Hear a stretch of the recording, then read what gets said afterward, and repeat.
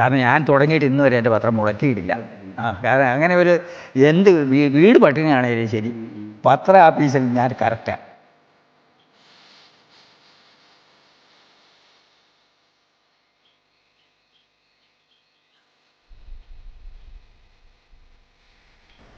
ഏത് മഴയത്ത് ഞാൻ ഇവിടുന്ന് ഇറങ്ങുമ്പോൾ പെരുമഴയാണെങ്കിലും ശരി നിൽക്കുകയില്ല, അങ്ങ് പോവുള്ളൂ, കോട്ടിട്ട് അങ്ങ് പോവുള്ളൂ.